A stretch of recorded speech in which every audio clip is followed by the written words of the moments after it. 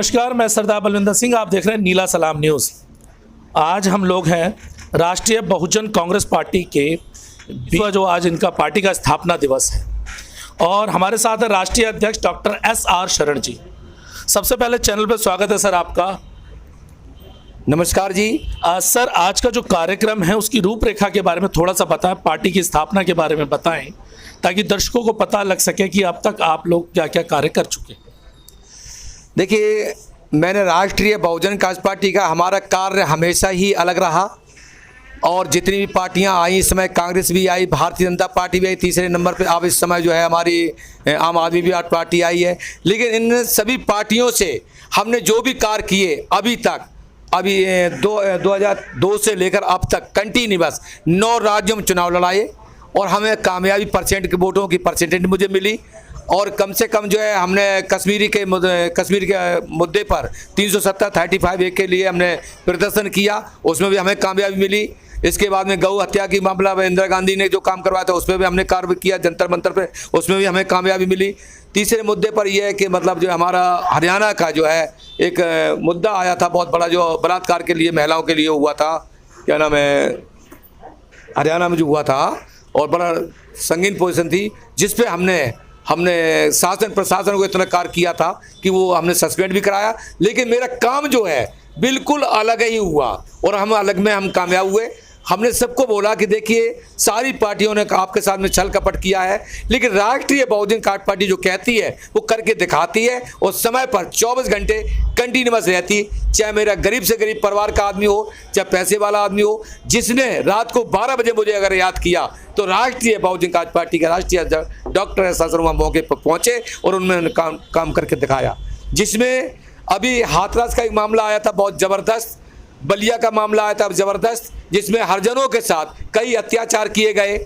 बलिया में भी कई हरिजनों के साथ ज़मीनों पर कब्जा कर लिया, लेकिन भारतीय जनता पार्टी ने इतना अत्याचार किया, समाजवादी पार्टी ने भी इतना अत्याचार किया, शासन वहाँ समाजवादी पार्टी ने भी किया, बहुजन समाज पार्टी ने भी किया और इस समय प्रेजेंट टाइम पे भारतीय जनता पार्टी में मौजूद है। लेकिन राष्ट्रीय बहुजन कांग्रेस पार्टी ने काम वो किया जो कि चंद्रशेखर ने अपने प्रधानमंत्री कार्यकाल में जिला बलिया के अंदर जो काम नहीं किया वो मैंने काम करके दिखाया। समाजवादी पार्टी ने, अखिलेश एवं मुलायम सिंह ने जो भी काम नहीं किया, हमने जासमई में वो काम किया जो कि कांग्रेस शासन में वहां पर किसी ने कोई कार्य नहीं किया, वो राष्ट्रीय बहुजन कांग्रेस पार्टी ने काम किया। वो काम ये है कि 100 साल नाला पुराना था, वहाँ बच्चे हमारे बरसात के समय काफ़ी बच्चे हमारे मौत के घाट उतर जाते थे, जिसमें मैंने मौके पर जाकर निरीक्षण किया और मैंने 1 हफ्ते का वहाँ का जनता को मैंने एहसास करा दिया कि हम जो काम करेंगे वो काम अभी तक नहीं किया, जिसने काम नहीं किया वो मैं काम करूंगा,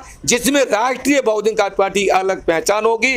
तो जासमई के अंदर आज मैंने वो काम किया, वहाँ पुल बनवाया जिससे माता बहनें वहाँ सुरक्षित बरसात के समय में जाती हैं और हमारे उनके बच्चे बड़े स्कूल में सुरक्षित जाते हैं, इसमें कोई दो राह नहीं। तो इसलिए आज जो है 23 अप्रैल 2002 से कंटिन्यूअस लगातार हमने प्रोग्राम बनाए, लेकिन राष्ट्रीय बहुजन कांग्रेस पार्टी ने वो काम किया जो कि अन्य किसी पार्टियों ने काम नहीं किया, उसकी मेरी छवि अलग रही।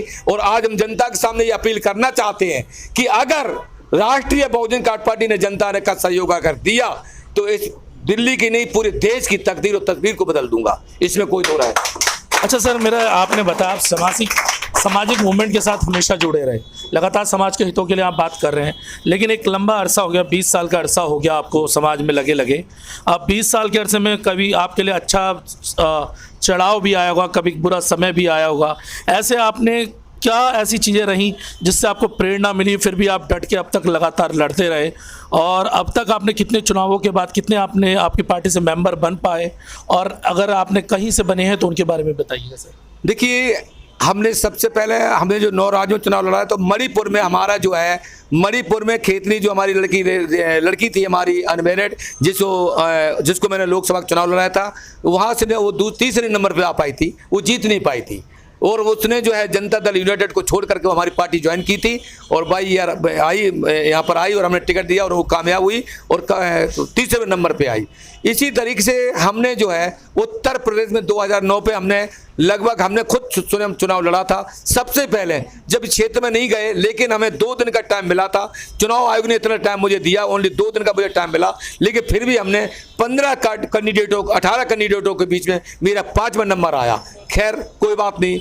इसी तरीके से सुखविंदर सिंह हमारे फरीदाबाद में 4थे नंबर पे आए, महाराष्ट्र में नंबर आए। लेकिन इस समय जो है जनाधार तो बढ़ा, लेकिन हमारे पास इतना पैसा नहीं है। गरीब पार्टी हमारी है जो कि जनता को गुमराह में फंस जाते हैं। लोग शराब बांटते हैं, कोई पैसा बांटते हैं, कोई कुछ बांटते हैं, कोई कुछ बांटते हैं, तो बहकाए में आ जाते हैं। हमने सभी लोगों से कहा कि देखो आप लोग कान के कच्चे मत होना, आप संघर्ष के साथ जा देखो कि कौन बंदा काम क्या कर रहा है।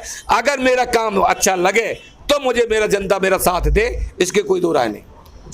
और सर जैसे अब दिल्ली एमसीडी का भी चुनाव आ रहा हाल में, अभी होना था लेकिन अब 1 साल के लिए सुनने में आ रहा है 1 साल के लिए टल गया है, लेकिन उसके भविष्य के लिए तैयारी क्या क्या इस समय चल रही? पार्टी किस तरीके से इस चुनाव को लड़ेगी दिल्ली के अंदर?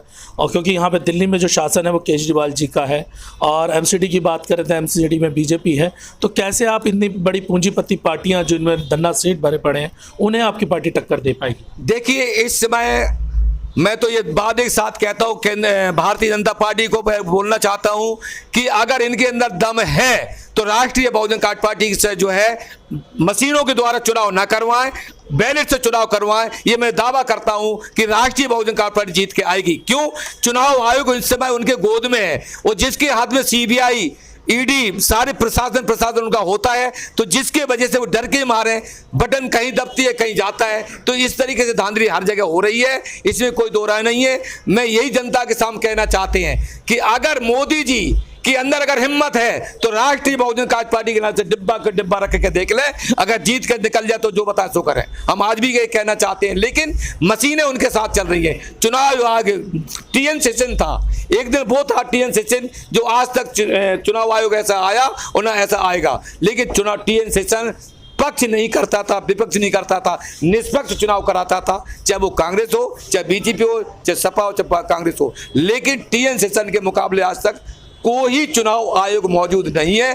आज जो इस समय प्रेजेंट टाइम पे है वो उन समय जो है कलपुतली है, जो केंद्रीय कार्यालय का हिसाब के आदेश आता है उसी हिसाब से वो नाच नच रही है, जिसके वजह से छोटी छोटी पार्टियों के लिए इन्होंने बीड़ा उठाया है कि जितनी छोटी छोटी पार्टियां इनको खत्म करें और हम इन लोग। लेकिन ये आरएसएस के एजेंट हैं। अजय डोभाल जो है डायरेक्टर हैं, जो कि आईएएस अफसर, आईपीएस अफसर हमारे साथ जो बैठे हुए हैं शासन प्रशासन में, वो आरएसएस के हैं।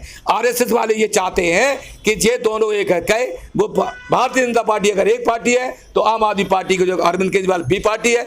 लेकिन कहते हम यहाँ बिजली माफ करेंगे, चेक करेंगे, जब दिन में लाइट ही नहीं आएगी तो बिजली तो वैसे आधी मीटर आ जाती, कहाँ से आ रही है? सच्चाई और ईमानदारी से काम करें तो इस समय एक भी पार्टी कामयाब नहीं होगी। केवल एक ही पार्टी है जो दिल्ली में नगर निगम में राष्ट्रीय बहुजन पार्टी जो है हर जनता के कामयाब में खरी उतरेगी और कार्य विकास में काम करेगी, शिक्षा में काम करेगी, हर विभाग में काम करके दिखाएगी, हर विधानसभा के अंदर अपना परचम लहराएगी। जी बहुत बहुत धन्यवाद सर।